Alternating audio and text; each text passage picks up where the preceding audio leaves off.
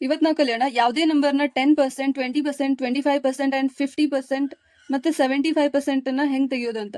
So 10% ಅಂದರೆ ಏನು? 10/100 ಅಂದಂಗೆ. ಸೊ ಇದ್ರ ಫ್ರಾಕ್ಷನ್ ವ್ಯಾಲ್ಯೂ ಏನಾಗುತ್ತೆ? 1/10. ಈ ನಂಬರ್ಗೆ 1/10 ಇಂದ ಮಲ್ಟಿಪ್ಲೈ ಮಾಡಿದ್ರೆ ಎಷ್ಟಾಗುತ್ತೆ? 32.8 ಆಗುತ್ತೆ. ನೆಕ್ಸ್ಟ್, ಯಾವುದೇ ನಂಬರ್ನ 20% ಅಂದರೆ ಏನು? 20/100 ಅಂದರೆ ಇದೇನಾಗುತ್ತೆ? 1/5. 1/5 ಇಂದ ಈ ನಂಬರ್ಗೆ ಮಲ್ಟಿಪ್ಲೈ ಮಾಡಬೇಕು.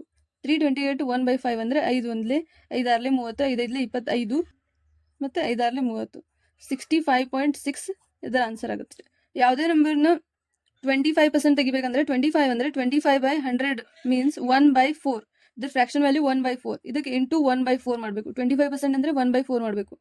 4 ಒಂದ್ಲೆ 4 8 32, 4 2 8. ಸೊ ಇದರ ಆನ್ಸರ್ ಆಗುತ್ತೆ 82. ನೆಕ್ಸ್ಟ್, ಈ ನಂಬರ್ನ 50% ಮಾಡಬೇಕಂದ್ರೆ ಏನು? 50% ಅಂದರೆ 1/2. ಈ ನಂಬರ್ನ ಹಾಫ್ ಮಾಡಬೇಕು. ಹಾಫ್ ಮಾಡಿದ್ರೆ 2 ಒಂದ್ಲೆ 2 6 2 4 164 ಇದರ ಆನ್ಸರ್ ಆಗುತ್ತೆ.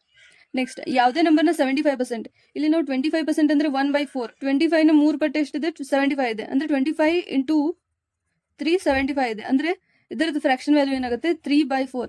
ಇದಕ್ಕೆ ಇಂಟು 3/4 ಮಾಡಬೇಕು. 75% ಅಂದರೆ 4 ಒಂದ್ಲೆ 4 8 32, 4 2 8.